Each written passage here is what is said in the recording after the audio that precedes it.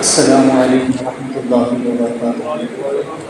अल्हम्दुलिल्लाह नहमदुहु व नस्तईनुहु व नस्तगफिरुहु व नु'मिनु बिही व नऊज़ु बिल्लाहि मिनश शुरूरि अंफुसिना व मिन सय्यिआति अअमालिना मन यहदिहिल्लाहु फला मुदिल्ल लहु व मन युद्लिल फला हादिय लहु वनशहदु अल्ला इलाहा इल्लल्लाहु वहदहु ला शरीका लहु व नशहदु अन्न सय्यिदना व मौलाना मुहम्मदन अब्दुहु व रसूलुहु फ़क़द क़ाल अल्लाहु तबारक व तआला फ़िल क़ुरआनिल मजीद वल फ़ुरक़ानिल हमीद अऊज़ु बिल्लाहि मिनश शैतानिर रजीम बिस्मिल्लाहिर रहमानिर रहीम वअव्फ़ुल कैल वल मीज़ान वला तबख़सुन नासा अशियाअहुम वला तुफ़सिदू फ़िल अर्दि बअद इस्लाहिहा ज़ालिकुम खैरुल लकुम इन कुंतुम मुमिनीन सदक़ल्लाहुल अज़ीम व बल्लग़ रसूलुहुन नबियुल अमीनुल मकीनुल करीम लमिनश शाहिदीन व शाकिरीन वल्हम्दुलिल्लाहि रब्बिल आलमीन। आइए आगाज़ गुफ्तगू से कल हमारा मिलकर मोहम्मद के साथ और हज़रत की जानिब हुज़ूर आक़ाए नामदार मदीने के ताजदार की रोटी बनगुज़ार जनाब रहमत मुजतबा मोहम्मद मुस्तफ़ा अलैहि तहिय्यतु व सना सल्लल्लाहु तबारक व तआला अलैहि वसल्लम की बारगाह बेकस पनाह में दुरूद व सलाम जज़म पेश करो अल्लाहुम्मा सल्लि अला सय्यिदिना मुहम्मद मआदिल वजूद वल करम व आलिहि व सहबिहि व बारिक वसल्लम। एक मतलब पढ़िए अल्लाहुम्मा सल्लि अला सय्यिदिना मुहम्मद सलातो तुनजीनी मिन जमीइल अहवाल वल आफ़ात व तक़दीना बिहा जमीइल हाजात व ततहिरुना बिहा मिन जमीइल सियाम व तग़फिरु मिन ज़लातिल जात व तुक़िम सलावात मिन जमीइल खैरात फिल हयात व अल मौत इन्नका अला कुल्लि शैइन क़दीर। रसूल बरकत के लिए अल्लाहुम्मा सल्लि सलाम तअम्मा अला सय्यिदिना मुहम्मद व अतिल जज़ल हबीब व तनफरिजु व रब्बुल हवाइज व बक़ाई व उस्ल ख़वातिम व तमाम वजहिल करीम व अला आलिहि व सहबिहि कुल्ल लम्हातिन व नफ़सिन बियदिल मआद इन्नका या अल्लाह या अल्लाह या अल्लाह।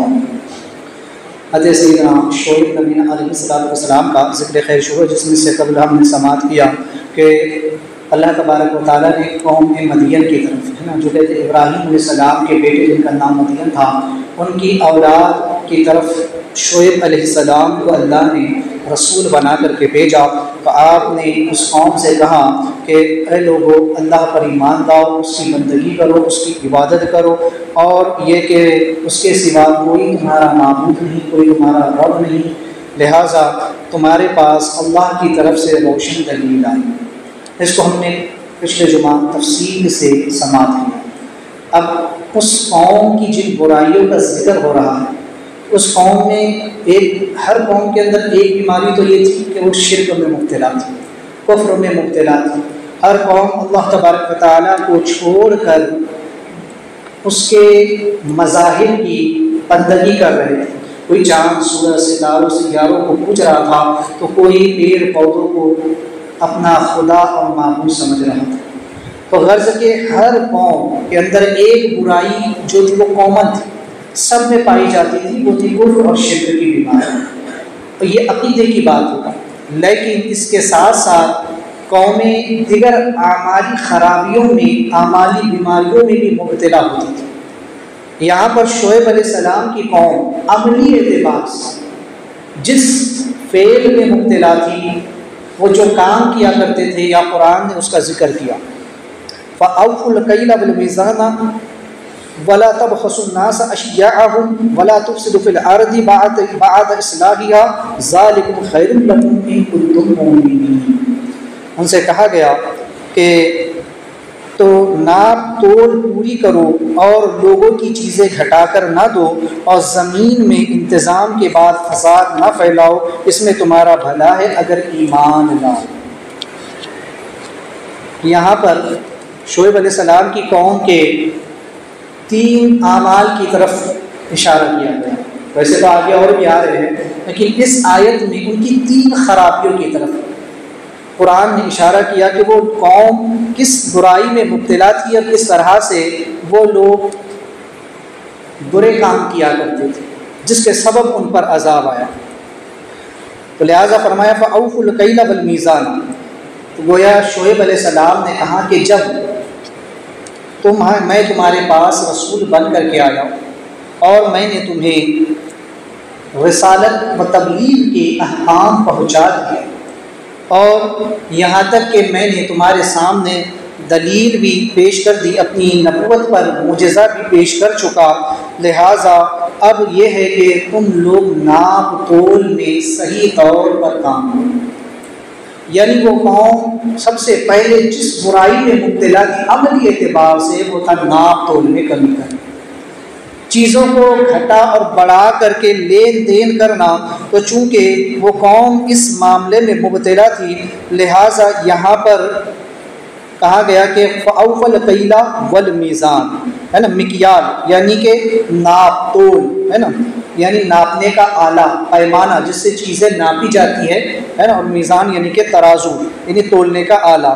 चूँकि वो कौम तुजार थी, ताजिर किस्म के लोग थे, तिजारत किया करते थे, अशिया को बेचा करते थे, तो लिहाजा चूँकि वो बड़े बेईमान और डांडी मार थे, यानी डांडी मारना, तराजू में पासिंग रखना और नाप के बर्तन कम रखना वगैरह वगैरह, ये चीज़ उनके अंदर पाई जाती थी।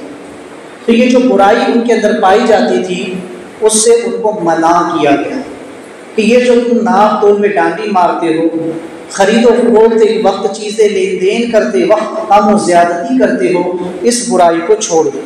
दूसरा हुक्म उनको दिया गया, वला तबख़्सुन्नास अश्याअहुम, यानी लोगों की चीज़ें घटा कर मत दो, कम करके मत दो, चूँकि वो लोग नाप तोल में कमी पेशी किया करते थे। अब जाहिर सी बात है, अगर कोई ताजिर है, कोई दुकान वाला है और उसके पास कोई ग्राहक आया, कोई ग्राहक आया उससे सामान खरीदने, अगर वो उसको कम देता है, कम तोलता है और पैसा ज़्यादा लेता है, तो इस सूरत में वो उसका हक मार रहा है। और हक के तौबा, ये जो हक़ुल अब्द है, बंदों का हक है, ये तौबा से भी माफ़ नहीं होता। अगर कोई इंसान इस बात पर तौबा भी करना चाहे कि ठीक है, मुझसे जो गलती होगी, जो गुनाह हो गया, लेन देन में मैंने फला का हक मार लिया, तो इस तरह से ये तौबा से माफ़ नहीं होगा जब तक वो शख्स माफ़ ना करे। और सिर्फ बात तौलने की हद तक नहीं है, बल्कि हुकूकुल इबाद में जितने मामलात आ जाते हैं वो सब इसमें दाखिल हो जाते हैं कि लोगों के हक ना मारो। अब उसकी तफसील इंशाअल्लाह मैं आगे करूँगा। तो चूँकि यहाँ पर उनसे कहा गया कि लोगों के हुकूक मत मारो, इसलिए कि ये तौबा से भी माफ़ नहीं होते हैं, लिहाजा यहाँ पर 5 किस्म की उनकी खराबियों को और बयान किया है। सिर्फ इस एक जुमले में उनकी 5 और बातों का जिक्र होता है कि वो कौम किस तरह से जो है तो इस बदअमली में गिरफ्तार थी। तो फरमाया गया कि उनका सबसे पहला अमल तो ये था कि जब कोई शख्स उनको रकम देता सामान खरीदने के बदले, जैसे हमारे आज भी होता है, लोग पैसा देते हो सामान खरीदते, तो वो दौर दिरहम और दीनार का था। यानी उस वक्त जो सिक्का राइज था वो दिरहम और दीनार का होता था, और दिरहम और दीनार ये धातों से बनते। दिरहम जो होता था वो चांदी का होता और दीनार सोने का होता था। चूँकि वो धात होती और उसी शक्ल में बनता था, जैसे हमारे आजकल रुपया जो बनता है वो स्टील वगैरह में इसमें उसमें बनता है ना, धात का ही बनता है। तो उस वक्त वो चूँकि उन धातों सोने और चांदी के बने होते थे, और उस वक्त उसका एतबार सोने और चांदी के हिसाब से होता था। तो अगर उस पर मैल चढ़ जाए, है ना, या उसके अंदर कुछ खोट आ जाए, वो घट जाए, तो उसकी कीमत पर फर्क पड़ जाया करता था, है ना। तो इस तरह से वो लोग क्या करते थे कि जो खोटा सिक्का होता था वो सामने वाले को दे देते थे, उसका अच्छा सिक्का लेकर उसको खोटा सिक्का दे देते और उससे कहते कि तूने यही सिक्का हमको दिया था, तूने यही खोटा माल दिया था, यही खोटा दिरहम या खोटा दीनार तूने दिया था, लिहाजा वो उसका अच्छा सिक्का लेकर उसको खोटा सिक्का थमा देते।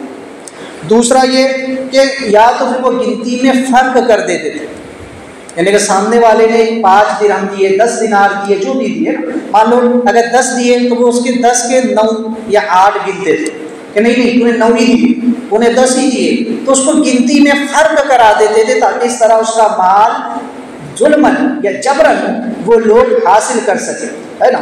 और फिर उसके बाद तीसरा ये कि ग्राहकों को अच्छा माल दिखाकर ख़राब माल दे देते थे। ये भी एक उनका था कि दिखाते वक्त सामान अच्छा दिखाते, लेकिन जब देने की बात आती तो ख़राब माल उसको तोल दिया था, ऊपर अच्छा माल सजा देते, या कोई चीज़ दिखानी होती तो दिखाते वक्त अच्छी चीज़ दिखा देते, लेकिन जिस वक्त देने की बारी आती, तौल कर उसको देने की बात आती, तो उस वक्त ख़राब माल को जो है तो वो रख करके दे दिया करते थे।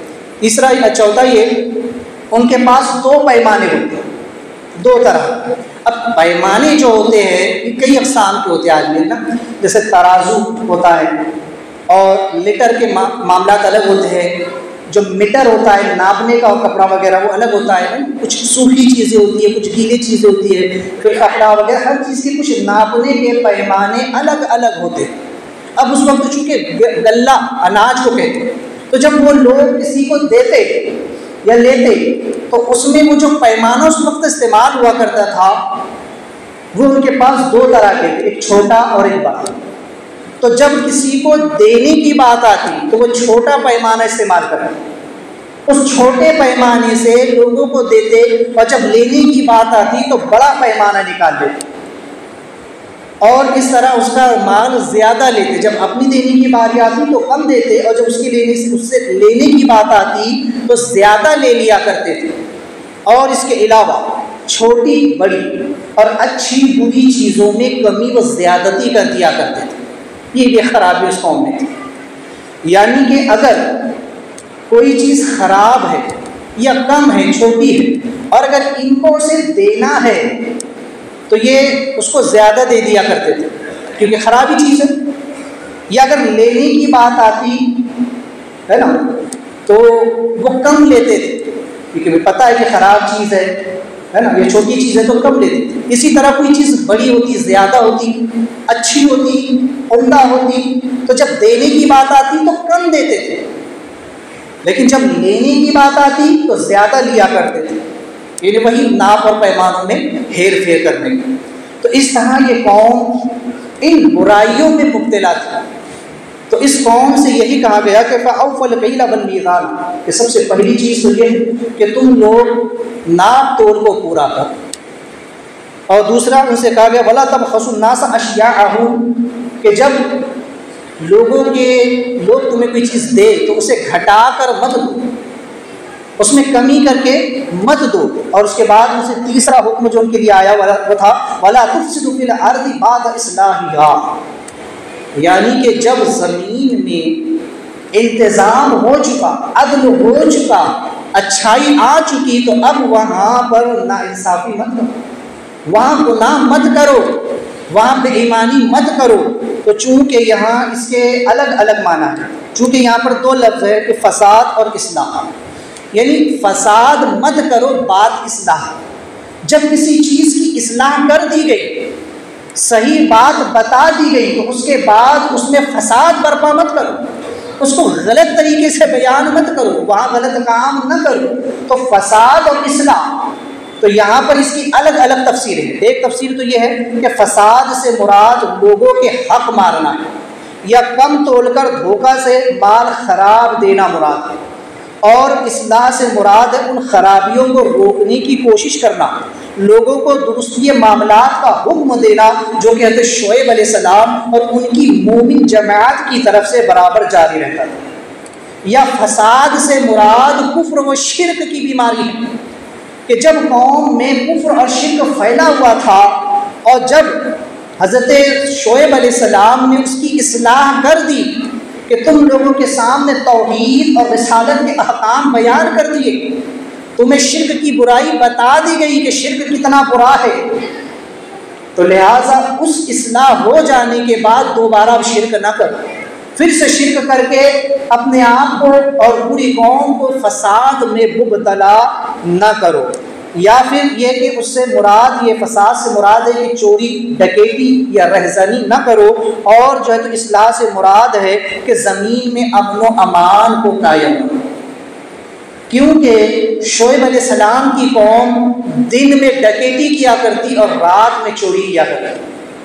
तो उस कौम से ये कहा जा रहा है कि जब शुएब अलैहिस्सलाम ने कौम में अमन व अमान को कायम कर दिया और कौम के सामने शरीयत के अहकाम वाज़े कर दिए हैं, तो अब इसके बाद फिर दोबारा ये गुनाह, ये गलती, ये काम न करो, फिर डकैती न करो, चोरी न करो, रहज़नी न करो। तो लिहाजा कौम में अमन अमान को कायम रखो, ये उनसे कहा गया। ज़ालिकुम खैरुल लकुम, ये तुम्हारे लिए बेहतर है, ये तुम्हारे लिए अच्छा है। क्यों? इसलिए कि अगर कभी तुम इस तरह से तिजारत करते हो ये इस तरह से तुम जिंदगी बसर करते हो दोनों एतबार से, ये तुम्हारे लिए बेहतर है, तुम्हारे लिए अच्छा है। इन कुंतुम मोमिनीन, अगर तुम ईमान ले आओ, अगर तुम ईमान रखते हो, अगर तुम ईमान वाले हो, है ना। तो यहाँ पर दोनों तीनों माना इसके मुराद हो सकते, या एक माना कि अगर तुम ईमान ले आओ, या फिर कि अगर तुम ईमान रखते हो, दोनों माना, यानी दोनों से कहा जा रहा है। जो ईमान नहीं लाए उनसे भी ये हुक्म कहा जा रहा है, और जो ईमान लाए हैं उनसे भी कहा जा रहा है। क्योंकि आज हम देखते हैं कि कुफार मुशरिकीन तो जहाँ ये गलत काम करते ही करते हैं, मुसलमान भी ये गलत काम करते हैं। तो हर दौर में होता है, इंसान है, फितरी तकाजे है, तो बदअमली ईमान वालों में भी पाई जाती है, तो दोनों को कहा जाता है। लेकिन एक वाज़ेह फ़र्क उनके दरमियान रखा गया। चूँकि वो फ़र्क क्या है, वो ये है कि बताया ये गया कि अगर तुम ईमान रखते हो, है ना, यानी ईमान वालों से, अगर इससे मुराद लिया जाए कि ईमान वालों से कहा जाए इन कुंतुम मोमिनीन, अगर तुम ईमान रखते हो, अगर तुम मोमिन हो, ईमान वाले हो, तो फिर तुम पर शरीयत की पैरवी लाजिम है, शरीयत के अहकाम तुम पर लाजिम है। जो पैमाने शरीयत ने राइज किए हैं, जो तरीका शरीयत ने बताया है, खरीदो फरोख्त का, तिजारत का जो तरीका और ज़िंदगी गुजारने का जो तरीका शरीयत ने बताया गया है, शरीयत में बताया गया है, वो तुम पर लाजिम, ज़रूरी और फ़र्ज़ करार है।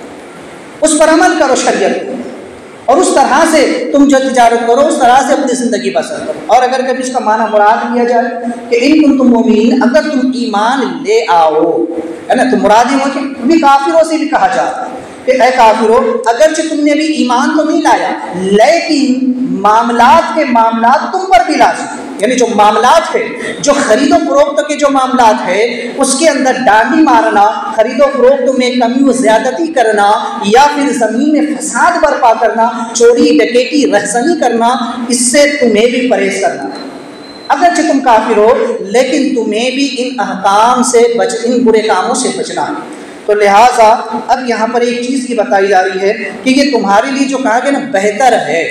अब उलमा क्या फरमाते हैं कि बेहतर है से मुराद ये है कि अगर कभी तुम ईमान वाले हो तो तुम्हें सवाब मिले, लेकिन अगर ईमान वाले नहीं हो, काफिर है अगर कोई, तो फिर उसको दुनिया भी फ़ायदा तो मिल जाएगा। वो कैसे? जैसा कि अगर तुम इस पर अमल करो तो ज़ालिम खैर लकुम, ये तुम्हारे लिए ज़्यादा बेहतर है। वो कैसे कि दुनिया की खैरियत के साथ साथ आखिरत की खैर भी मुराद है, यानी दुनिया में तो तुम्हें भलाई पहुँचेगी, दुनिया में तो तुम्हारा फ़ायदा होगा ही, आखिरत में भी तुमको इसका सवाब मिलेगा। यानी या खैर से मुराद माल में बरकत है, खैर से मुराद माल में बरकत है, या हुसूल इज़्ज़त व अज़मत, और उखुरवी खैर से मुराद रज़ाए इलाही व दुखुल जन्नत। अगर दो चीज़ें, अगर खैर से मुराद लिया जाए तो फिर ये भी है कि दुनिया के अंदर उसके माल में बरकत होगी, उसका नाम होगा, उसका शोहरा होगा, उसको इज़्ज़त मिलेगी, है ना। और अगर ईमान वाला है तो आखिरत में उसको अजर व सवाब भी मिलेगा, अल्लाह उससे राज़ी भी होगा, और उसे जन्नत में का इनाम भी जो अल्लाह अता फरमाएगा।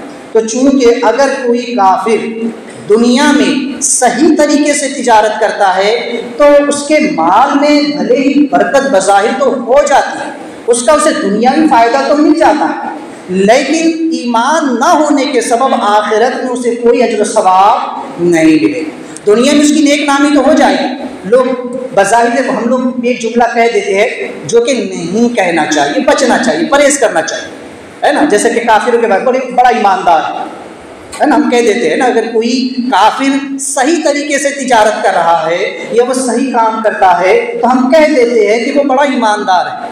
तो इससे परहेज़ करना चाहिए। ईमान तो उसके पास है ही नहीं, ईमान तो वो रखता है, यहाँ ठीक है, वो राज तो वो है, भले ही वो इस मामले में ठीक कर रहा है, भले ही वो अपनी तिजारत को सही तरीके से कर रहा है, तो इसका वो दुनियावी फ़ायदा तो ले लेगा कि दुनिया में उसे नेक नामी मिल जाएगी, दुनिया में उसकी वाहवाही तो हो जाएगी, दुनिया में उसके माल में बरकत तो हो जाएगी, लेकिन वो उखुरवी फ़ायदे से, आखिरत के अजर व सवाब से, अल्लाह की रज़ा से और जन्नत में दाखिल होने से वो महरूम है।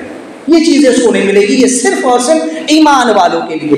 तो चूँकि यहाँ पर ये चीज़ बताई, तो यहाँ शोएब अलैहिस्सलाम की कौम को ये चंद बातें बताई गई। सबसे पहली चीज़ कि नाप तोल में कमी ना करना, दूसरी चीज़ कि लोगों की अशिया घटा करना, और तीसरी चीज़ कि ज़मीन में फसाद बर्पा ना करो जबकि उसकी इस्लाह हो चुकी। अब यहाँ पर चंद मसाइल, चंद बातें हैं काम, उसको ज़रा अच्छे से समझ लो, है ना। आजकल हमारे कौम में, मुसलमानों में भी अब ये बुराई कूद कर आई। मुसलमान भी इन अमली मामलात में मुब्तला हो चुके हैं। ठीक है, ईमान वाले हैं, ईमान रखते हैं, लेकिन बुराई अमली एतबार से जो हमारे तिजारतों में आ गई, जो हमारी ज़िंदगियों में आ गई, उसको निकालना ज़रूरी है। मैं इसलिए बारह कहता हूँ, ये पिछली उम्मतों के अहवाल अल्लाह ने कुरान में इसीलिए बयान किए ताकि तुम उन उम्मतों के वाक़ियात को पढ़ करके उससे सबक इबरत हासिल करो कि जिन कौमों ने अपने नबियों के शरीयत पर अमल न किया, उनके अहकाम पर अमल न किया, तो वो कौमें कैसे तबाह और बर्बाद कर दी गई, और वो कौमें कि जिन्होंने अंबिया अलैहिस्सलाम की दावतों को कबूल किया, उनकी शरीयत पर अमल किया और सही तरीके से ज़िंदगी गुजारी, वो लोग कैसे कामयाब और कामयाब हुए। तो ये चीज़ें बयान कुरान ने क्यों किया? ताकि मुसलमान उन अहवाल को पढ़े, उन वाक़ियात को पढ़े और अपनी ज़िंदगियों में सुधार लेकर के आए।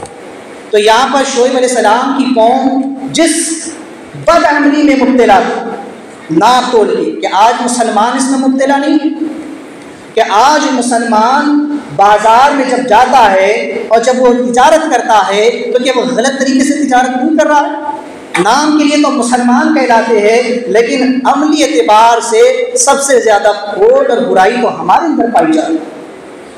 हम भी नाप तोल में वैसी कमी करते। लिहाजा यहाँ पर कहा यह गया कि दुरुस्ती मामलात के कुफ़ार भी मुकल्लफ है, यानी अपने मामलात को दुरुस्त रखना ये कुफ़ार पर भी लाजिम है। उनको भी हुक्म है कि नाप तोल को दुरुस्त रखे, डकैती और चोरी ना करे। जैसे कल फअौफ़ल कैला वल मीज़ान, क्योंकि ये हुक्म दोनों के लिए था, शुएब अलैहिस्सलाम की कौम के दोनों लोगों के लिए था, मोमिन जमात के लिए भी और कुफ़ार और मुशरिकीन के लिए, है ना। तो हर दौर में रहता है कि काफिरों के लिए भी ये लाजिम है कि वो गलत तरीके से तिजारत ना करें, चोरी ना करें, डकैती ना करें। अगर वो ऐसा करते हैं तो फिर अगर बादशाह इस्लाम है तो वह सज़ा ज़रूर देगा। फिर ये नहीं देखा जाएगा कि ये तो काफिर है, इस पर शरीयत का हुक्म नहीं आता। नहीं, चंद मामलात वो होते हैं कि जहाँ पर काफिर पर भी सजाएं आती है अगर वो उस काम को, उस गुनाह को अंजाम देता है ना। तो अब हमारे बाज़ मुसलमान ऐसे समझते हैं कि चलो भाई काफिर से सूद लेना या काफिर से माल ज़्यादा ले लेना, ये कर लेना कुछ जायज़ होता है, या काफिर को धोखा देना जायज़ है, या काफिर का माल ले लेना जायज़ है। तो देखिए उसकी अलग अलग सूरतें होती, लेकिन हम नादानी में सबको एक समझ करके ऐसे अफ़आल में गिरफ़्तार हो जाते हैं, ऐसे मामलात में फिर हम गिरफ़्तार होते चले जाते हैं। तो हर जगह हर हुक्म भी नाफिज नहीं होता है। शरीयत ने हमें तमाम अहकाम वाज़ेह तौर पर बयान कर दिए। तो चूँकि यहाँ पर बताया जा रहा है कि अगर से काफिर भी हो तो इस बात के मुकल्लफ वो भी है कि सही तौर पर तिजारत करे, लोगों को धोखा ना दे, है ना। तो अब मुसलमानों को भी चाहिए। अब हम ये समझते हैं कि नहीं काफिर को धोखा दिया तो चल जाएगा, काफिर से झूठ बोला चल जाएगा। नहीं, बाज़ अहकाम वो है कि जो काफिर के साथ भी आप नहीं कर सकते। सिर्फ मुसलमान को धोखा देना, मुसलमान से झूठ बोलना, मुसलमान का हक मारना, उसके मामले में डांडी मारना, ये तो और भी ज़्यादा जुर्म की बात है कि ईमान वाले को धोखा दिया, है ना। तो चूँकि यहाँ पर ये चीज़ दोनों के लिए पासिंग रखने वाला तराजू रखना है ना, यानी तोल में डांडी मारकर चीज़ें फ़रोख्त करना और ख़रीदो फरोख्त के वक्त कम ज़्यादती कर लेना, ये सब चीज़ें हराम हैं। फ़अौफ़ल कैला से ये मसला लाजिम आता है कि चीज़ों को ख़रीदो फरोख्त के वक्त, है ना, देते वक्त किसी को कम दे देना, यानी उसका हक़ मारना, है ना। लेते वक्त जो है ना, तो आप ज़्यादा ले लेना, ये भी सामने वाले का हक़ मारना। कि आप अगर किसी को कोई चीज़ दे रहे हैं, जितनी बात मक़दार तय हुई है, आप अगर उससे उसको कम दे रहे हो, कीमत पूरी ले रहे हैं, तो ये नाजायज़ होगा। इसी तरह लेते वक्त भी हो और देते वक्त भी, यानी कि दोनों में मीज़ान तराजू बराबर है, हक़ जो है तो ना उसका मारा जाए। लिहाजा धोखा देकर ख़रीदार को बुरी चीज़ देना या फिर फ़रेब को चालाकी से उसके खरे सिक्कों को खोटे सिक्कों से बदल देना या उसकी गिनती में हेर फेर कर देना, ये सारी बातें हैं, क्योंकि यह हक़ ही मारना है। और जैसे कि मैंने कहा कि हक़्क़ुल अब्द ये तौबा से भी माफ़ नहीं होगा, हुकूकुल्लाह तौबा से माफ़ हो जाते हैं कि बंदे ने अगर अल्लाह के अहकाम में किसी मामले में कमी कर दी तो अगर वो तौबा भी कर ले तो अल्लाह मालिकुल मुल्क है, गफूर रहीम में चाहे तो माफ़ फरमा दे। लेकिन अगर बंदों का हक मारा तो जब तक वो बंदा माफ़ नहीं करेगा, ये शख्स तन्हाई में लाख तौबा करता रहे, इसकी तौबा मकबूल नहीं। जब तक उस शख्स से अपना कसूर माफ़ ना करवा ले जिसका इसने हक मारा है। अब सिर्फ यही नहीं है कि तराजू में हक मारना है ना, या लेन देन में बहुत सारे मामला, हक़ुल अगर हुकूकुल इबाद की बात करें तो भी बहुत सारे मामला इसके अंदर आ जाते हैं। हुकूकुल इबाद से जितने मामला आ जाते हैं, यहाँ पर लोगों को बहुत डराया गया। इसके मुतालिक बहुत सारी वईदात भी आई है कि नाहक लोगों का माल ना खाओ, है ना, लोगों को जो है तो उनके हक ना मारो। आगे चल के मैं इंशाअल्लाह उसको भी बयान करूँगा। तो चूँकि यहाँ पर एक चीज़ ये भी कि रहज़नी, डकैती, चोरी, लूट मार, कत्ल करना, है ना, या फिर जो है तो इस तरह के जो मामलात है वो दुनिया और आखिरत में सज़ा का वो इंसान मुस्तहिक़, और ये दुनिया आखिरत दोनों में इसके लिए बर्बादी, चाहे जिसके भी साथ, है ना। अगर चाहे किसी मुसलमान की या चोरी करे, किसी काफिर की चोरी करे, डकैती किसी मुसलमान का डाले, किसी काफिर की डाले, है ना, लूट मार करना, किसी को नाहक कत्ल करना, तो ये ऐसे मामलात है कि दुनिया में भी इंसान ज़लील और रुसवा होता है और आखिरत की ज़िल्लत और रुसवाई फिर अलग है। अगर बादशाह इस्लाम है तो उसे दुनिया में सज़ा तो मिलेगी ही मिलेगी, आखिरत की सज़ा फिर अपनी जगह है।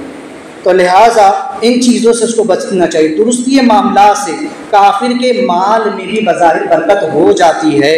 अगरचे दयानतदार और सच्चा ताजिर काफिर भी हो तो वह तिजारत में कामयाब रहता है ना। अगर कोई काफिर है लेकिन वो तिजारत सही तरीके से कर रहा है, लोगों के हक नहीं मार रहा है, जितना सौदा तय हुआ है वो बराबर तौल करके दे रहा है, तो दुनिया भी फ़ायदा तो उसे मिल जाएगा कि उसके माल में बरकत हो जाएगी, उसकी नेक नामी तो हो जाएगी। लेकिन वही जैसा कि मैंने कहा कि आखिरत की जो है तो फ़ायदे से वो महरूम रह जाए, आखिरत के सवाब से और अल्लाह की रज़ा से और दखूल जन्नत से वो काफिर महरूम रहेगा। तो बताया गया कि अगरचे काफिर जो है ना, तो तिजारत सही करे तो बरकत तो उसे भी मिल जाती है। मुसलमान को अपने रब ताला पर कैसे यकीन होना चाहिए, उसका अपने रब पर कितना पुख्ता यकीन होना चाहिए कि मेरा रब जो है तो वो कादिर मुतलक है और वही रज़्ज़ाक़ है, वही ज़ुल क़ुव्वतिल मतीन है, वो सबसे बढ़कर अता फरमाने वाला है। अगर इंसान अपने मामलात को दुरुस्त रखे, अपनी तिजारत को दुरुस्त रखे तो ज़रूर फ़ायदा होगा। लेकिन आज हमारी मेंटेलिटी ये बन चुकी है, आज के मुसलमानों की सोच ये बन चुकी है कि नहीं नहीं, जब तक कि वो थोड़ा काटा नहीं मारो ना तब तक के बोले वो पेट नहीं भरता ना, फिर सही तरीके से फिर आता नहीं है ना। अब मैं किसी एक शख्स की तरफ मैं इशारा नहीं करता, जितने तुज्जार हैं, जितने लोग तिजारत से मुंसलिक है, चाहे वो किसी किस्म की तिजारत करते हैं और चाहे वो पैमाने अब बदल चुके हैं। पहले ज़माने में जो तराजू हुआ करते थे वो हाथ से उनको तौला जाता था, उनके दोनों पल्ले बराबर के होते थे, लेकिन उस वक्त लोग उसमें डांडी कैसे मारते, या तो हाथ को थोड़ा मोड़ देते थे, है ना, जिस तरफ का पल्ला उनको झुकाना होता है उधर हाथ को थोड़ा मोड़ देते, या फिर उसके नीचे मैग्नेट, हम जिसको लचुमक बोलते हैं, वो लगा देते, है ना। अब आजकल जो है तो डिजिटल किस्म के जो है तो पैमाने आ चुके हैं, डिजिटल किस्म के जो है तो तराजू आ चुके हैं, जिसके ऊपर जो है तो वज़न हुआ होता है, लेकिन लोगों ने उसके अंदर भी कांटे मारना शुरू कर दिए। अब चाहे वो चीज़ें लिक्विड वाली हो या वो चीज़ें जो है तो ठोस अशिया, है ना। अब जैसे कि अनाज का मामला था, आप देख, है ना, जो अनाज जहाँ पर तोला जाता है, या वो चीज़ें जहाँ कोई बड़ी चीज़ तोली जाती है ना, जैसे कि हमारी अगर मैं इसकी मिसाल दूँ तो केलों का हमारे ज़्यादा व्यापार है, उसका आप कांटे पे भी जा करके देखिए, गाड़ी में माल भरने के बाद तो किस कांटे पर ले जा करके उसका वज़न किया जाता है, वो कैसा कांटा होता है, जहाँ पूरी गाड़ी का वज़न एक साथ होता है ना। दूध के मामला आप देखें, उसके पैमाने आप देखें, है ना। आजकल पेट्रोल डीजल के मामला आप देखें कि वो किस तरीके के वहाँ नोजल्स होते हैं, किस तरीके के वहाँ जो है तो वो लगे होते हैं पैमाने, जिसके अंदर बाकायदा हर चीज़ जो है तो फिक्स कर दी जाती है, इस तरीके। तो हर जगह इंसान ने अपनी मक्कारी और अय्यारी से इन चीज़ों में भी हेर फेर कर लिया कि आज का मुसलमान ये सब नहीं कर रहा है। आप देखें बराबर वो अपना किधर से किसी उल्लू सीधा करना है, किधर से उसे कांटा मारना है, वो बराबर कर लेता है। तो ये जो नाहक आप कर रहे हो, ये जो सामने वाले का हक आप मार रहे हो, तो लिहाजा ये सख्त किस्म का जुर्म, इस पर दुनिया और आखिरत दोनों के अंदर फिर दर्दनाक किस्म का अज़ाब। ऐसे लोग जो इस तरह दूसरे का माल खाते हैं, ये हराम तरीके से माल कमाना है, हराम तरीके से रोज़ी कमाना है, किसी को धोखा देकर और उसे जो है तो फरेब देकर, चालाकी से उसका ज़्यादा माल लेकर, उसका हक मारकर जो है तो इस तरह की रोज़ी खाना, ये हराम कमाई। अब इसके बारे में कुरान क्या कहता है? तो अल्लाह ताला फरमाता है ला ताकुलू अमवालकुम बैनकुम बिल बातिल, कि आपस में एक दूसरे का माल नाहक मत खाओ। कुरान ने वाज़ेह लफ्ज़ों में फरमाया। दूसरे मकाम पर या अय्युहल्लज़ीना आमनू ला ताकुलू अमवालकुम बैनकुम बिल बातिल, यहाँ वाज़ेह लफ्ज़ों में कहा ऐ ईमान वालो, या अय्युहल्लज़ीना आमनू, ऐ ईमान वालो, ला ताकुलू हरगिज़ न खाओ, अमवालकुम बैनकुम बिल बातिल, माल आपस में एक दूसरे का नाहक तरीके से, गलत तरीके से एक दूसरे का नाहक माल हरगिज़ मत खाओ, है ना। तो इस तरह से बल्कि अल्लाह तबारक व तआला ने कुरान में अपने अंबिया और रसूलों से वाज़ेह अल्फाज में फरमाया या अय्युहर रसूलु कुलू मिन तय्यिबाति व अमलू सालिह, कि ऐ रसूलो पाक रोज़ी खाओ, पाकीज़ा माल खाओ और नेक अमाल करो। ये उन अंबिया से कहा जा रहा है जो मासूम है, जो मासूम अनिल खता है, जो गुनाहों से पाक है, जिनसे गुनाह नहीं हो सकते। ये उनसे, उन नुफूस कुदसिया से कहा जा रहा है। क्यों? ये उम्मत की तालीम है, क्योंकि अंबिया तो हराम खाने से महफूज है, जो तो वो अल्लाह ताला ने उसको इससे ऐसा महफूज कर दिया है कि ये गुनाह से हो ही नहीं सकता। लेकिन बावजूद इसके अल्लाह उनके ज़रिए उम्मत को पैगाम दे रहा है कि जब मैं अपने रसूलों से कह रहा हूँ कि पाक और हलाल चीज़ें खाओ और नेक अमाल करो, तो फिर ऐ आम लोगों, तुम्हें किस कदर इसमें एहतियात करनी चाहिए, तुम्हें अपने माल किस तरीके से कमाना चाहिए और किस तरह से इसको जो तो सर्फ करना चाहिए, कैसे तुम्हें हलाल कमाई खानी चाहिए। तो अल्लाह ने वाज़ेह लफ्ज़ फरमाया या अय्युहल्लज़ीना आमनू कुलू मिन तय्यिबाति मा रज़क़नाकुम, फरमाता है कि ईमान वालों, जो कुछ हमने तुमको दिया उसमें से पाक रोज़ी खाओ, हलाल रोज़ी खाओ। लेकिन आज हमारा हाल क्या है? हराम तो हमारे मुँह को ऐसा लगा हुआ है कि जब तक हराम तरीके से नहीं कमाएंगे ना, मज़ा ही नहीं आता है। जब तक डांडी नहीं मार लेंगे, जब तक कि हम हराम तरीके से रोज़ी नहीं कमा लेंगे, तब तक उसको सुकून ही नहीं मिलता। नहीं बोले आज इतने का नहीं, आज कितनी चिड़िया हुई, है ना। लोगों के कोड वर्ड ऐसे ऐसे होते हैं, है ना। क्या आज बोले कितने का हुआ, आज कितने का मारा, वो अलग अलग किस्म के उनके कोड वर्ड होते हैं। तो ये जो हराम तरीके से रोज़ी कमाई जा रही है आज जो बात, इसीलिए अल्लाह के रसूल ने फरमाया कि जो सुबह सवेरे बाजार को गया उसके हाथ में शैतान का झंडा, और जो सुबह सवेरे मस्जिद को गया उसके हाथ में रहमान का झंडा। आज देखें, जैसे ही दिन निकला कि सीधा मार्केट को भागता हो, बोले पहले मेरे को मिलने वाला, अभी तो बने, है ना। इधर नमाज किसको कोई फिक्र नहीं है, सुबह सुबह पहले मार्केट को भागेगा, बोले अच्छा मेरे को मिल जाने को ना, पहले देखें। तो सुबह सुबह भागता है वो पहले मार्केट की तरफ, बाजार की तरफ, है ना। यहाँ पर भी जब जुमा का वक्त होता है, वाज़ेह लफ्ज़ों में कुरान ने कह दिया कि जब जुमा की अजान हो जाए तो ख़रीदो फरोख्त को छोड़कर अल्लाह के ज़िक्र की तरफ दौड़ो। लेकिन हमारा हाल क्या नहीं, अभी बोले बाजार ही करना, अभी बाजार में घूम रहा हूँ। हाँ, बोले अभी जमात करेंगे बहुत टाइम है, अभी मौलाना खुतबा पढ़ेंगे, मौलाना भी तकरीर करके बोर करेंगे, उसके बाद में फिर वो खुतबा होगा, ये होगा, उसके बाद क्या है, बोले बाद में भी क्या, तो एक रकात भी मिल गई तो नमाज तो मिल गई ना। ये लोगों की मेंटेलिटी बन चुकी है, आएंगे सबसे अखीर में और भागेंगे सबसे पहले। तो बाजार इतना लोगों को ज़्यादा महबूब है और अल्लाह के घर से भागने की इतनी जल्दी होती। आज जुमा का दिन देख ले, हमारे यहाँ का तो बाजार ही लगता है, लोगों को नहीं, बोले मेरी दुकान है, देखना अभी आराम से जाऊँगा, पहले अभी जमात पढ़ लेंगी ना तब जाऊँगा, जैसी नमाज देगी फिर भागा अपनी जमात को। हमें रब ताला पर इतना भी यकीन नहीं, इतना ही भरोसा नहीं, जबकि उसने वाज़ेह लफ्ज़ों में फरमा दिया कि ईमान वालों, जब जुमा के दिन अज़ान हो जाए जुमा की, तो अल्लाह के ज़िक्र की तरफ दौड़ो और उसकी बंदगी करो, उसकी इबादत करो। और जब तुम नमाज से फारिग हो जाओ तो फिर अल्लाह की ज़मीन पर फैल जाओ, वो तुम्हें रिस्क देगा, तुम्हारे रिस्क में बरकत अता करेगा। लेकिन हम क्या कर रहे हैं? हाँ, आज हमारे हालात क्या, हमारे मामलात क्या है, हम गलत तरीके से रोज़ी कमा रहे हैं, ऊपर से इबादत में अलग हमारे मामला। अच्छा, अब पिछले जुमा मैंने बताया कि ये कौम, दो चीज़ें हर कौम, एक तो कौमें जो है तो कुफ्र व शिर्क में अलग मुब्तला थी, और दूसरा ये कि वो जो है तो बद आमाली में मुब्तला।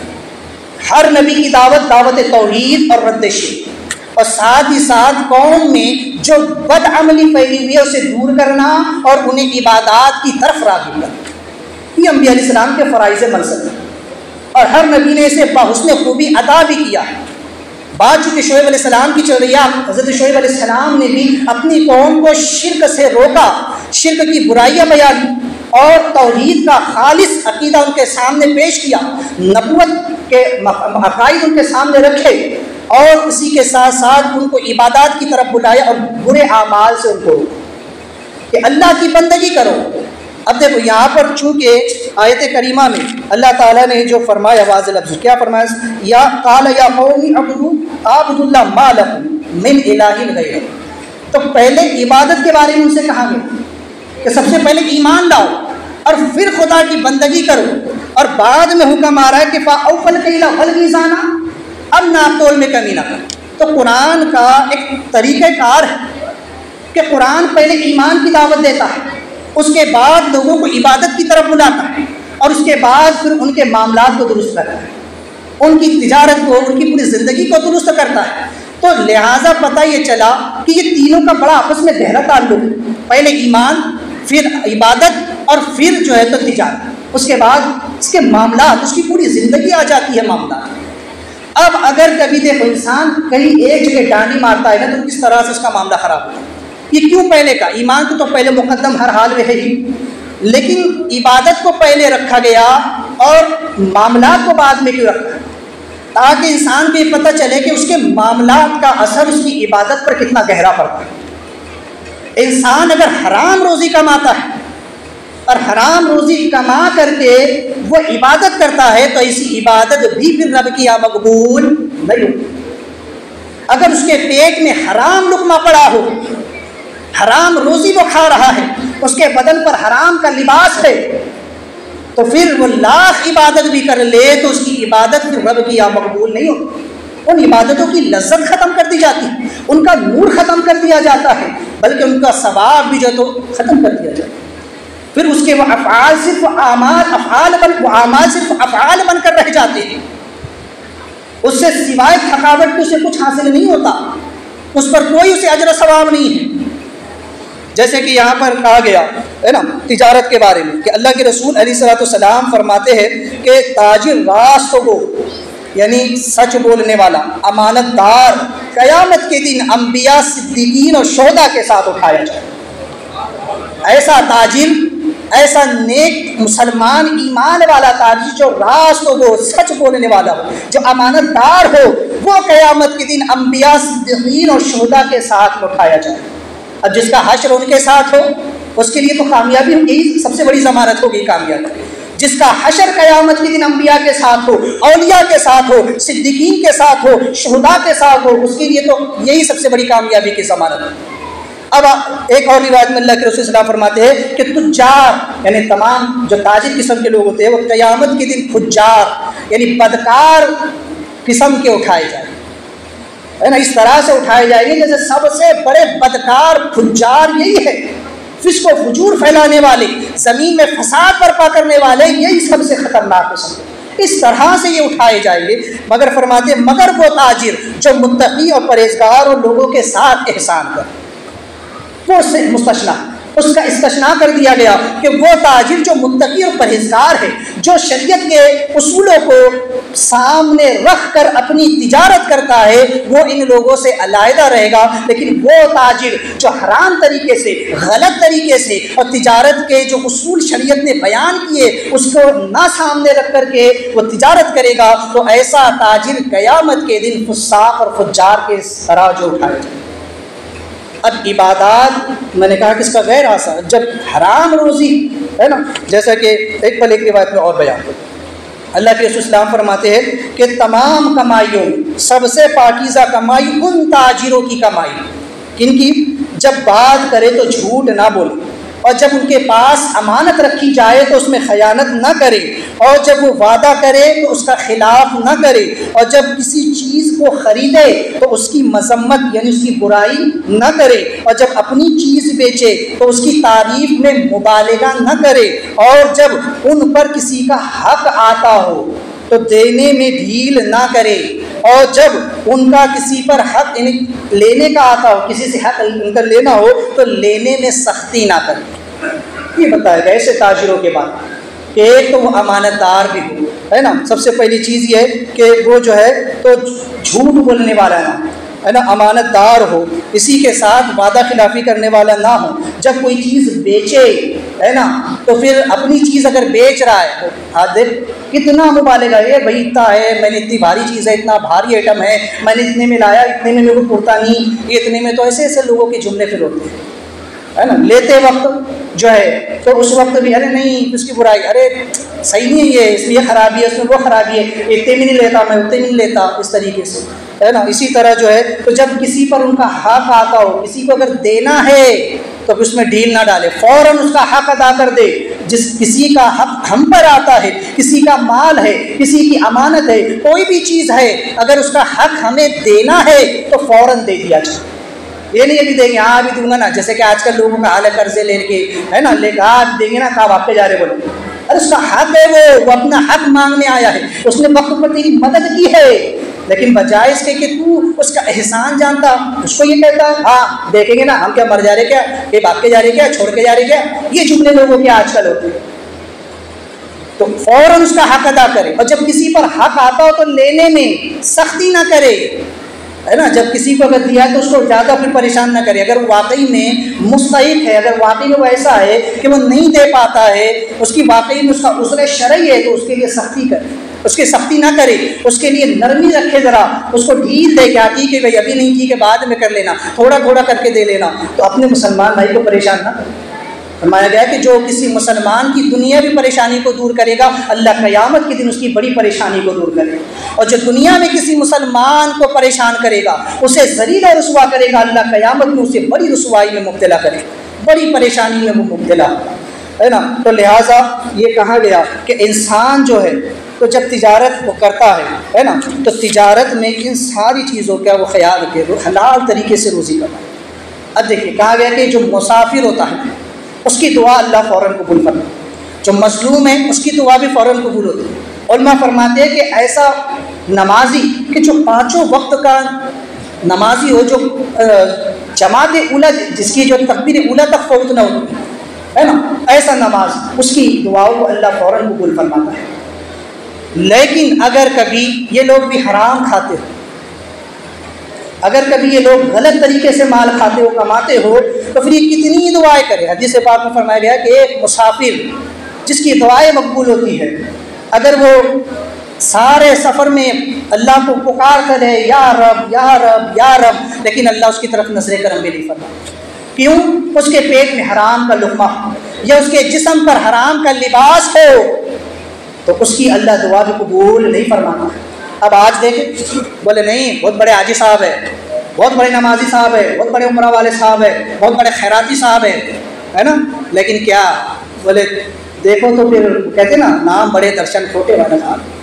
भाई रोज़ी कहाँ से आ रही है, ये कमाई हलाल भी है या नहीं? आपने बड़े बड़े हज तो कर लिया, हर साल उम्रे पे उम्रे हो रहे हैं, हाँ नमाजें तो पाँचों वक्त की पढ़ी जा रही है, लेकिन बाहर निकल कर हमारा अमल क्या?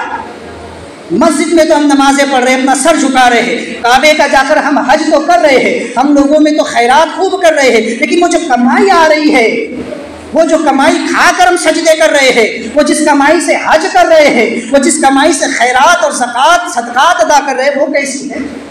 क्योंकि क़यामत के दिन किसी इंसान के पाँव मैदानी महशर से उस वक्त तक ना हटेंगे जब तक वो इन सवालों का जवाब न दे दे कि रोज़ी कहाँ से कमाया, माल कहाँ से कमाया और कहाँ खर्च किया। तो आ कहाँ से रहा है, जा कहाँ रहा है, सबके ऊपर नज़र हो। माना कि अगरचे आ रहा है हलाल तरीके से, लेकिन जा रहा है हराम तरीकों में, या आ तो रहा है हराम तरीके से और खर्च कर रहा है हलाल तरीकों में। हाँ बोले बहुत बड़े सती साहब, रोज़ी तो हराम है, लेकिन बोले हाँ मस्जिद में इतना दिए, मदरसे में इतना दिए, अला गरीब को इतना दे दिए। अरे भाई जब वो हराम ही है तो उससे हज करना, इबादत करना, उस पर भी कोई अजर सवाब नहीं।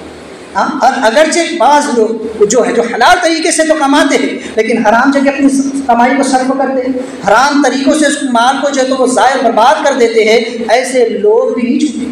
क्योंकि क़यामत में दोनों चीज़ें, आया कहाँ से और गया कहाँ, दोनों का हिसाब देना। तो आने में हराम है या हलाल, और जाने में भी हराम है या हलाल, ये देखा जाएगा। तो आज इन तिजारत के उसूलों को कोई सीखता नहीं है ना। लोग तिजारत तो करते हैं, लेकिन तिजारत के मसाइल क्या है वो कोई नहीं सीखता। किसी को फिक्र नहीं पड़ी है कि हम जिस तिजारत को कर रहे हैं, हम जो भी बिजनेस कर रहे हैं, हम मार्केट में जो भी धंधा लेकर के बैठे हैं, उसके मुतालिक शरीयत में अहकाम क्या है, शरीयत के मसाइल क्या है। कभी किसी ने सोचा कि चलकर इन मसाइल को सीख लें ताकि हमारी तिजारत दुरुस्त हो, हमारी खरीदो फरोख्त सही हो, हम हलाल तरीके से कमा सकें, ताकि हमें पता चले शरीयत के अहकाम कि किस तरह से इसमें हराम हो सकता है और किस तरह से इसमें हलाल होता है। किसी को फिक्र इस बात की नहीं है। तो आज हमारा हाल ये मुसलमान। तो चूँकि यहाँ पर जो कहा गया फिर अखीर में इन कुंतुम मोमिन, अगर तुम मोमिन हो तो ये सारी चीज़ों पर सवाब तो उस वक़्त मिलेगा जब तुम मोमिन हो। लेकिन उलमा सुनाते हैं कि साथ ही ईमान वाला तो है, लेकिन ये कमाई भी तो हलाल होनी चाहिए ना, तभी तो अजर सवाब मिलेगा। हराम कमाई से सदका किया, हराम कमाई से हज किया, हराम कमाई से ज़कात दिया, तो फिर इस पर कोई अजर सवाब नहीं है, बल्कि इसको जायज़ समझ के करना, फिर वो मसाइल पर और आगे निकल जाते हैं।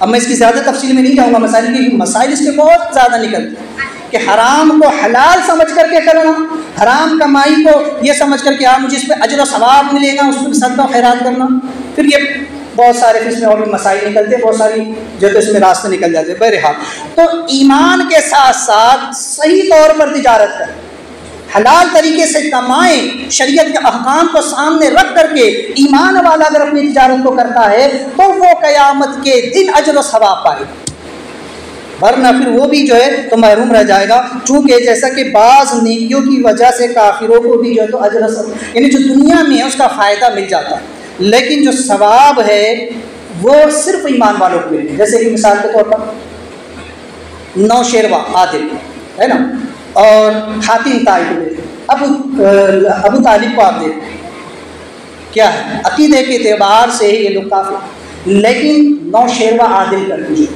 इसका बड़ा किस्सा मशहूर है कि ये बड़ा ही अदल इंसाफ करने वाला बादशाह गुजरा, एक ऐसा बादशाह जो बड़ा ही आदिल किस्म का बादशाह था, जो इंसाफ पसंद बादशाह था, लेकिन था तो उसका फ़ायदा तो उसे दुनिया में मिल जाए।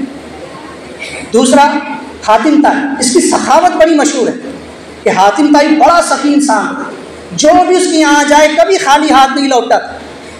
और अबू तालिब के बारे में सभी जानते हैं कि उन्होंने हुजूर सलाम की खिदमत का बड़ा अहम फरीज़ा अंजाम दिया। इसीलिए कहा गया कि क़यामत के दिन अगर जो इनके अजाबों में तख़फ़ीफ़ तो कर दी जाए, जैसे कि अबू लहब के था बड़ा सख्त किस्म का काफिर कि जिसके हक़ में सूरह लहब तक नाजिल हो गई, लेकिन जब आका करीम सल्लल्लाहु अलैहि वसल्लम की वलादत की खुशी में उसने अपनी लौंडी सोबिया को आज़ाद किया था, तो जिस उंगली के इशारे से आज़ाद किया था, उलमा फरमाते कि आज भी पीर के दिन उसके अजाब में कमी कर दी जाती है और उस नेकी की बरकत से उस उंगली से उसको पानी जहन्नम में पिलाया जाता है। तो कुफ़ार के कुछ आमाल का सिला तो उनको दुनिया में दे दिया जाता है, और कुछ का ये होगा कि आखिरत में थोड़ा बहुत अजाब उनका कम कर दिया जाए, लेकिन इसका भरपूर अगर फ़ायदा कोई लेता है तो वह सिर्फ मोमिन है कि जिसको दुनिया में भी अल्लाह उसकी तिजारत में बेपनाह बरकतें, उसके रिस्क में बरकतें अता फरमाता है, और आखिरत का अजर सवाब अलग अपनी जगह पर।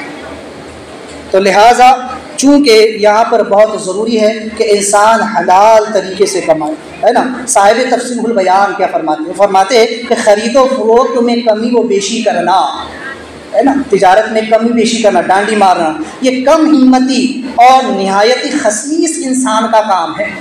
जो बड़ा कम हिम्मत होता है ना, जो बड़ा खसीस किस्म का, बड़ा रज़ील ज़लील किस्म का इंसान होता है ना, ये उसका काम है ऐसी हरकत करना। और ये काम वो करता है कि जिस पर हिर्सो हवा गालिब हो, जिस पर दुनिया गालिब हो, जिस पर दुनिया की मोहब्बत गालिब हो, और हर वो इंसान जो नफ्स की ख्वाहिश के ताबे हो, यानी जो इंसान नफसानी ख्वाहिशात के पीछे भागता है, ऐसा ही इंसान इन हराम कामों में मुब्तला होता है। जिस पर दुनिया गालिब आ चुकी हो, जिस पर दुनिया की लज्जतें और दुनिया की शहवतें जिस पर गालिब आ चुकी हो, उसकी फिर निगाह से हराम और हलाल के पर्दे जो है तो उठ जाते हैं, उसे कोई फ़र्क नहीं पड़ता कि फिर कहाँ से आ रहा है, कहाँ जा रहा है, कैसे कमा रहा है, कहाँ खा रहा है। आजकल तो अभी एक मिसाल अगर मैं दूँ, गोश्त की मिसाल है ना, अभी बंद हो गया है, तो बोले कहाँ मिल रहा, बोले वहाँ मिल रहा, कोई फिक्र नहीं है लोगों को कैसे आ रहा, किसके हाथ का ज़बिया है, वाबी के हाथ का ज़बिया, बस आन दो खाने से मतलब है हमारा, कोई फिक्र नहीं पड़ी है। क्यों? हमें बस खाने के लिए गोश्त चाहिए। अब मुसलमान ही है गोश्त खाने वाले, हमारी पहचान ही बोले यही है, बोले नहीं खाएंगे तो कैसे, आन दो कहीं से भी आ रहा, तो हराम तरीके से क्यों नहीं आ रहा। क्या क्या कट जा रहा है, किस किस के हाथ का जरिया है, कोई हमको उसकी तहकीक हमको नहीं देखनी, बस आने दो। तो बस ये है वो लोग कि जिन पर नफ्स गालिब आ जाता है, जिन पर दुनिया की ख्वाहिशात गालिब आ जाती है। फरमाते बल्कि यूँ कहूँ कि वो इंसान परले दर्जे का जालिम है। साहिब तस्वीर बयान फरमाते हैं कि ऐसा इंसान परले दर्जे का जालिम है, और ये तमाम नफ्स अम्मारा की सिफात से पाक करने का यहाँ पर हुक्म दिया गया। इस आयत करीमा में जो फरमाया गया कि फ़अौफ़ल कैल वल मीज़ाना, के नाप तोल में कमी मत करो, वला तबख़सुन्नास अश्याअहुम, और लोगों की चीज़ें घटाकर मत दो, और ये जो कहा गया कि ज़मीन में फसाद बर्पा मत करो बाद इस्लाह हो जाने की। तो ये जो बताया जा रहा है इसलिए ताकि लोगों तुम अपनी इस्लाह कर सको, तुम्हारे नफ्स की इस्लाह हो सके, तुम अपने आप की अपने नफ्स अम्मारा की इस्लाह कर सको, जिसे तज़किया नफ्स से ताबीर किया जाता है ना। और फरमाते कि अल्लाह ताला अपने बंदों से नेक उमूर देखना चाहता है। अल्लाह तो यही चाहता है कि मेरे बंदे नेक आमाल करें, अच्छे काम करें, और बुरे और खसीस किस्म के आमाल से अल्लाह को भी सख्त किस्म की नफरत अल्लाह पसंद नहीं करता। तो लिहाजा यहाँ पर तसव्वुफ़ का एक नुक्ता समाप्त करें कि अगर नफ्स की इस्लाह हो जाए तो नाप तोल खुद ही ठीक हो जाए, है ना। इसलिए ज़रूरी है कि इंसान पहले तो अपने नफ्स की इस्लाह करे, अपने नफ्स को पर कंट्रोल करना सीखे। अगर नफ्स पर इंसान ने काबू पा लिया, है ना, तो कुरान क्या कहता है ऐसे इंसान के बारे में कि जिसने हवाए नफ्स को छोड़ दिया ना, तो फिर उसका ठिकाना जन्नत है ना। कहा गया कि जिसने अपना एक कदम नफ्स पर रखा उसका दूसरा कदम जन्नत में होगा। तो अपनी नफसानी ख्वाहिशात को इंसान छोड़ दे, तो जब नफसानी ख्वाहिशात ही नहीं रहेगी तो इंसान गलत काम ही नहीं करे। वो सोचेगा कि नहीं मैं थोड़ा ही कमाऊँ लेकिन हलाल कमाऊँ, क्योंकि रब ताला फरमाता है ना, मफ़हूम है हदीस पाक का, हदीस कुदसी का, कि अगर मेरा बंदा मेरे थोड़े रिस्क पर राज़ी हो जाए तो मैं उसके थोड़े अमल पर राज़ी हो जाऊँ। अगर इंसान ये सोचे कि नहीं मुझे ज़्यादा नहीं कमाना हराम तरीके से, हलाल तरीके से कमाऊंगा लेकिन थोड़ा ही कमाऊंगा, तो ऐसा इंसान अगर सिर्फ वो फ़राइज़ और वाजिबात भी अदा कर ले तो अल्लाह से राज़ी हो जाए। आज के दौर के तो हालात ऐसे कि इंसान फ़राइज़ पे भी अमल कर ले, वाजिबात पर अमल कर ले, जो ज़रूरी चीज़ें वो नवाफिल ना भी उस पर अमल करे, है ना, तो भी अल्लाह ताला से खुश हो जाएगा, राज़ी हो जाएगा। तो बंदा जब रब के थोड़े रिस्क पर राज़ी हो जाता है तो अल्लाह उसके थोड़े अमल पर राज़ी हो जाता है। लेकिन आज हमारा हाल नहीं, इतनी बोले मेरे पास दौलत होना, इतनी मेरी प्रॉपर्टी होना, इतनी तो मेरी जायदाद होना, इतने तो मेरे प्लाट होना, अभी तो कुछ भी नहीं हो, ये भी मेरा वो भी मेरा, सब कुछ मेरा। इसके चक्कर में ना हराम की ना हलाल की कोई तमीज़, ना हक़ व बातिल, ना सही व गलत कोई फिक्र इंसान को फिर नहीं रहती। तो लिहाजा फरमाया गया कि सूफिया फरमाते हैं कि इंसान ताजिर है। सूफिया फरमाते हैं कि इंसान ताजिर है। किस बात का? उसके पास दो चीज़ें तराजू, एक तो उसके पास शरीयत का तराजू और तरीक़त का पैमाना है। ये दो चीज़ इसके पास है, शरीयत का तराजू और तरीक़त का पैमाना है, जिससे उसे चाहिए कि वह अपने नफ्स यानी अपनी रूह और जिस्म, खालिक और मखलूक, इनके हुकूक को सही तरीके से अदा करे। क्या मतलब? यानी कि इंसान दो, जैसे कि रूह और जिस्म, ये दोनों का मजमुआ इंसान है। तो इंसान पर अपने जिस्म का भी हक है और अपनी रूह का भी हक है। वो दोनों के हुकूक को बराबर अदा करे। अगर किसी के हक में कमी व बेशी करेगा तो आखिरत में उसे जवाब देना पड़ेगा। उसके जिस्म का भी उस पर हक है, इतना वो खाए पिए कि उसके जिस्म में ताकत और तवानाई बाकी रहे, इतना भी ना खाए कि खाने की वजह से वो सुस्त हो जाए, काहिल पड़ जाए और इबादत ही ना कर सके। हराम तरीके से ना खाए, ये जिस्म को नाहक जो है तो अजियत देना, हलाल तरीके से खाए ताकि जिस्म में उसकी तवानाई पैदा हो सके। अपने आप को कत्ल ना करे, खुदकुशी ना करे, ये जिस्म का भी हक है, रूह का भी हक है। इबादत करे, ये रूह का हक है, क्योंकि जिस्म की ग़िज़ा अनाज है और रूह की ग़िज़ा इबादत है। दोनों को उनकी ग़िज़ा फराहम करें। बाज़ लोग ऐसे होते हैं कि नहीं हमें कुछ खाना नहीं, बाज़ लोग जो ठीक वो जो कामिल दर्जे के औलिया किराम होते हैं ना, जो उनका अपने नफ्स पर भी गलबा होता है, वो अगर कई कई दिनों तक ना भी खाए ना भी पिए तो फिर उनका मामला अलग होता है। लेकिन कुछ लोग जो उस मर्तबे को नहीं पहुँचे हैं ना, तो फिर वो दिखाने के लिए आ रहे, बोले बहुत बड़े यार, बहुत रोज़े रखने वाले हजरत है, बोले बहुत रात भर ताज्जुद पढ़ने वाले, रात भर नवाफिल पढ़ने वाले, इनके ताज्जुद का जरिए थी। अरे साहब, ला युकल्लिफुल्लाहु नफ्सन इल्ला वुसअहा, अल्लाह ने किसी जान पर उससे ज़्यादा बोझ नहीं डाला। आपकी जितनी ताकत सलाहियत है उतना ही करे। यही पैगाम आका करीम सल्लल्लाहु अलैहि वसल्लम ने दिया। सरकार सल्लल्लाहु अलैहि वसल्लम ने सलात व सौम के रोज़े रखे, सौम वसाल के रोज़े रखे कि सरकार सल्लल्लाहु अलैहि वसल्लम जो है तो न सहरी में कुछ खाते न इफ्तारी में कुछ खाते। जब सहाबा ने इस मामले को देखा तो उन्होंने भी शुरू कर दिया।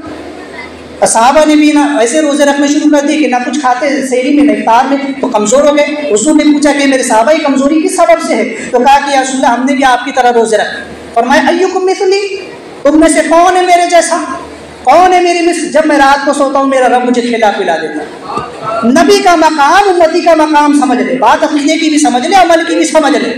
नबी ने बता दिया अक़ीदा भी कि तुम मेरे जैसे नहीं हो मेरे सहाबा, अगरचे तुम्हारे मकाम मर्तबे बहुत बुलंद और बहुत बड़े, लेकिन फिर भी तुम मेरी मिसल नहीं हो, मेरे जैसे नहीं हो। अक़ीदा भी बता दिया और अमल के मामले में भी बता दिया कि बाज़ मामलात बाज़ आमाल ऐसे हैं जो मखसूस है मेरे लिए कि अगर मैं करूँ तो मेरा रब मुझे खिला पिला भी देता है, लेकिन तुम अभी उस मकाम और मर्तबे के नहीं हो, इसलिए तुम्हें ये काम नहीं करना चाहिए। तो इंसान इबादत भी उतनी करे जितनी उसके बदन में ताकत है। बहुत ज़्यादा बोले हाँ इतने नवाबिल पढ़ ले रहे हजरत कि फिर सुबह हलाल रोज़ी कमाने भी नहीं जा रहे। हाँ आधा अधूरा मसला हमने सीख लिए, बोले रात में नवाबिल पढ़ना, दिन में रोज़े रखना, ये बहुत बड़ा इबादत का काम है। लेकिन साहब हलाल रिज़्क़ कमाना भी तो इबादत है। अपने अहल अयाल की परवरिश करना भी तो इबादत है। यहाँ नमाज रोज़े तो आप भरपूर अदा कर रहे हैं, लेकिन इधर अहल अयाल का कोई फिक्र ही नहीं, रोज़ी हलाल कमाने की कोई फिक्र ही नहीं। साहब वो कहाँ से आएगा, उनका हक़ कैसे अदा होगा? तो साहब अपने जिस्म का भी हक़ है, उसका भी ख्याल रखें, और अपनी रूह का भी हक़ है, उसको भी इबादत के ज़रिए, तस्बीह व तहलील के ज़रिए, तज़किये नफ्स के ज़रिए उस रूह को भी जो तो आप सुकून पहुँचाते रहे। अल्लाह बिज़िक्रिल्लाहि तत्मइन्नुल क़ुलूब, कि सुन लो अल्लाह ही के ज़िक्र से कुलूब जो है तो दिल जो है तो चैन में आते हैं, करार पाते हैं, रूह को सुकून मिलता है, तस्कीन मिलती है रब की बंदगी करने से, अपने मामलात को दुरुस्त रखने से। ना किसी को सताओगे तो कभी सुकून से नहीं रहोगे। तो ये चीज़ें समझो।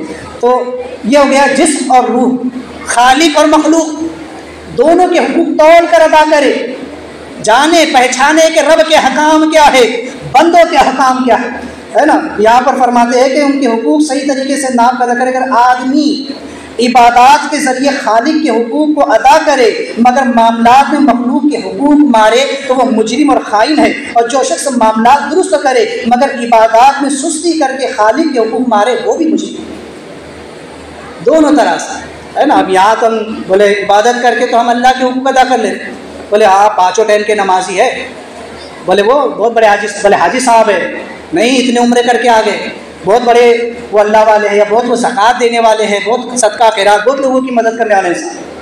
हाँ तो भाई माना आपने इधर एक तरफ तो हुकूकुल्लाह तो अदा कर लिए, लेकिन हुकूकुल इबाद आप पर अगर किसी का हक आ रहा है, आपका अपना रिश्तेदार, आपका अपना पड़ोसी, आपका अपना कोई सगा मुस्तहिक है और आप उसकी तरफ से नजरें फेर रहे हैं।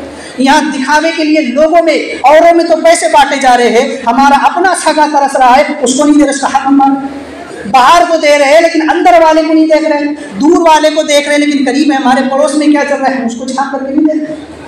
तो ये जो हक तलबी है ना, तो दिखावे में लोगों के लिए बोले नाम हो रहा है ना, बोले मस्जिद में फला का ऐलान हुआ, मदरसे के लिए हुआ, वो फला चंदे के लिए हुआ, लेकिन जब खुद के घर में देखा जाए, खुद के रिश्तेदारों में देखा जाए, जहाँ ज़रूरतमंद उसके पास आ जाता है तो उसको वो नहीं देना कि उसका नाम नहीं होता है, हमारा नाम नहीं होगा साहब, हमारा नाम नहीं आएगा ना, तो वहाँ हम नहीं देते। फिर ये हुकूक मारना, तो ये बंदों के हुकूक मार रहे हैं। इधर तो सजदों पे सजदे हो रहे हैं और इधर आवाम के हक अलग मारे जा रहे हैं, तो ऐसा इंसान भी मुझे नहीं। लेकिन एक इंसान जो मामला तो दुरुस्त कर ले, लोगों के हक भी अदा कर रहा, हाँ अपने पड़ोसियों की भी हक अदा कर रहा, रिश्तेदारों की भी हक अदा कर रहा, और ना दोस्तों की भी, अहलो यार की भी, सब के हक बराबर अदा कर रहा। मखलूक के साथ उसका मामला बहुत अच्छा है, लेकिन खालिक के साथ नमाज एक टाइम की नहीं हो रही, सजदा अपने रब की बारगाह में आकर नहीं कर रहा है, तो रब के हुकूक में कमी में शिकन।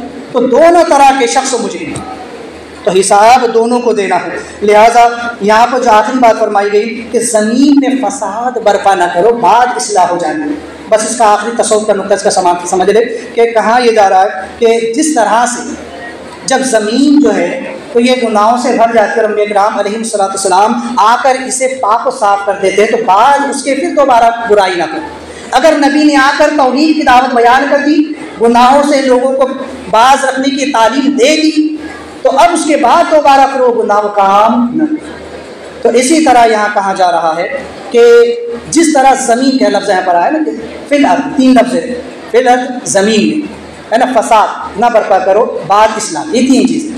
तो यहाँ उसकी मिसाल क्या, इंसान के जिस्म, इंसान का जिस्म मिसले ज़मीन के है ना। तो इस ज़मीन में फसाद बर्पा न करो बाद इस्लाम होने की क्या मतलब, यानी कि अम्बिया, अगर मैं बात करूँ आका करीम सल्लल्लाहु अलैहि वसल्लम कि हुजूर अलैहिस्सलातु तस्लीम की आमद के बाद अब जब दीन मुकम्मल हो गया और तुम्हें ज़िंदगी गुजारने के तमाम अहकाम बता दिए गए, उनके सामने तुम्हारी ज़िंदगी नमूने अमल बनाकर रख दी गई। लक़द कान लकुम फ़ी रसूलिल्लाहि उस्वतुन हसना, कि तोहीदी तुम्हारे लिए रसूल पाक उनकी ज़िंदगी बेहतरीन नमूना है। तुम्हें सुबह से शाम तक ज़िंदगी गुजारने का एक एक तरीका बता दिया गया है, चलने फिरने उठने बैठने खाने पीने बोलो बराज करने तिजारत करने, तुम्हें ज़िंदगी का हर लम्हा मेरे नबी ने किस तरीके से गुजारना है सब कुछ बता दिया है। तुम्हारी इस्लाह कर दी गई है। अब इस इस्लाह हो जाने के बाद इस जिस्म की ज़मीन में फिर गुनाह करके उस ज़मीन में फसाद बर्पा मत करो, फिर वो गुनाह मत करो। तुम्हें मेरे नबी ने बता दिया आँखों का इस्तेमाल कैसे करना है, कानों का इस्तेमाल कैसे करना है, हाथ पैर दिल दिमाग हर चीज़ जिस्म की तुम्हें कहाँ इस्तेमाल करनी है, कैसे इस्तेमाल करनी है, हराम से कैसे बचना है, हलाल पे कैसे अमल करना है, सब कुछ बता दिया गया। अगर इसके बावजूद भी तुम हराम तरीके से इस जिस्म की ज़मीन में फसाद बर्पा करते हो, आँखों से हराम को देखते हो, कानों से हराम को सुनते हो, ज़बान से ग़ीबत और चुगली करते हो, झूठ बोलते हो, गुनाह के काम करते हो, दिल दिमाग और इसी तरह हाथ पैर पूरे जिस्म से अगर तुम जिस आज़ा से जो गुनाह करते हो, इस तरह तुम इस जिस्म की ज़मीन में फसाद बर्पा कर रहे हो। तो ये फसाद हरगिज़ बर्पा मत करो। ये जिस्म की ज़मीन तुम्हें किस लिए दी गई, अल्लज़ी खलक़ल मौत वल हयात लियब्लुवकुम अय्युकुम अहसनु अमला व हुवल अज़ीज़ुल गफ़ूरुर रहीम, कि हमने ज़िंदगी और मौत को पैदा इसलिए किया है कि तुम्हारा इम्तिहान हो, तुम्हारी जांच हो कि तुम में किसका अमल बेहतर है, और बेशक अल्लाह बख्शने वाला मेहरबान है। तो ये जिस्म तुम्हें इसलिए दिया गया है, तुम्हें इस दुनिया में इसलिए भेजा गया है कि इस जिस्म की ज़मीन में तुम अच्छे आमाल के बीज को, इस ज़मीन के अंदर तुम जो है तो ईमान और अक़ीदे के जो तो इसमें तुम अच्छे फसल लगाओ। वो कैसे, अब जैसे कि आप देखिए कि खेती जो होती है तो किसान क्या करता है, पहले जो ज़मीन होती है उसको बस उसके अंदर की तमाम जो झाड़ियाँ होती हैं उसको वो उखाड़ करके फेंकता है, उसमें वो चीज़ें जो ख़राब करने वाली है उसको ज़मीन से बाहर निकाल देता है, फिर उस ज़मीन पर वो हल चलाता है, फिर उसमें बीज बोता है, फिर उस पर आग पाशी करता है, पानी छिड़कता है, फिर जब फसल तैयार होती है तब जाकर उसे फ़ायदा हासिल होता है। ये जिस्म की जो ज़मीन है इसमें कुफ्र शिर्क निफाक के जो बुरे मामलात है, जो बुरी झाड़ियाँ है, जो बदआमालियाँ है, इनको पहले बाहर निकाल फेंको, इनको दूर करो, और फिर इसके अंदर जो है तो सुन्नत रसूल का हल चलाओ, और फिर इस पर जो है तो नेक आमाल के बीज को और ख्वाफ़े खुदा की खाद उस पर डालो और निदामत के आंसुओं का पानी छिड़को। तो फिर इस जिस्म से जो नेक आमाल के फल और फूल निकलेंगे तुम दुनिया और आखिरत में उसका फ़ायदा पाओगे। ये पैगाम यहाँ पर भी मिलता है। तो बहरहाल इस वाक़ये से हमें ये पैगाम और ये सबक दिया जाता है। दुआ है कि मौला करीम हम तमाम को इस पर अमल करने की तौफ़ीक़ अता फ़रमाए। हज़रत नमाज के मसाइल का जो सिलसिला शुरू था, आज भी नमाज के 2 मसले इसमें समाअत कर लें। मसबूक यानी वो मुक़्तदी कि जो जमात में बाद में शामिल हुआ मगर उसकी एक या ज़्यादा रकातें छूट गई, वो मुक़्तदी इमाम के सलाम फेरने के बाद अपनी फ़ौत शुदा रकातें पढ़ेगा। तो उस मसबूक ने ये ख्याल करके कि इमाम के साथ सलाम फेरना चाहिए और ये सोच कर उसने सलाम फेर दिया तो उसकी नमाज फासिद सब है ना। ये समझ कर, ये सोच कर कि इमाम ने सलाम फेर दिया तो मुझे भी सलाम फेरना है, तो और ये सोच कर इस ख्याल से उसने अगर सलाम फेरा तो उसकी नमाज फासिद हो जाए। हाँ, लेकिन अगर ये सोच नहीं थी, बस बेख्याली में या भूले से इमाम ने सलाम फेरा, इसने ये ख्याल ये इसके भी मेरी नमाज मुकम्मल होगी ये समझ कर अगर सलाम फेरा हुआ है, उसको ये याद ही नहीं रहा कि मेरी नमाज कज़ा है, इस सूरत में अगर सलाम फेरा था तो नमाज उसकी फासिद नहीं होगी। अलबत्ता वो जो है तो फिर दोबारा खड़ा होकर अपनी नमाज को मुकम्मल करे। इसी तरह कोई शख्स नमाज में जो है मुक़्तदी इमाम की कीरत सुनकर सदक़ल्लाहु व सदक़ रसूलुहु कहा तो उसकी नमाज फासिद हो जाए। जब नमाज में हम कीरत सुने तो बिल्कुल खामोशी के साथ कीरत सुने, हमें उस वक्त न किरत करने की ज़रूरत है, न कुछ करने की, सिर्फ बस जब इमाम सूरह फातिहा पढ़े वल्लाद्दीन कहे तो सिर्फ इतनी आवाज़ की कि हमारे कान सुन ले, आमीन कहे, इससे ज़्यादा कुछ न कहे। अगर किसी ने सदक़ल्लाहु व सदक़ रसूलुहु कहा तो उसकी नमाज फासिद हो जाए। इन मसाइल को ज़हन में रखे। दौरान गुफ्तगू गलती तौबा करता हूँ। अस्तग़फिरुल्लाह रब्बी मिन कुल्लि ज़ंबिन व अतूबु इलैहि, ला इलाहा इल्लल्लाह मुहम्मदुर रसूलुल्लाह।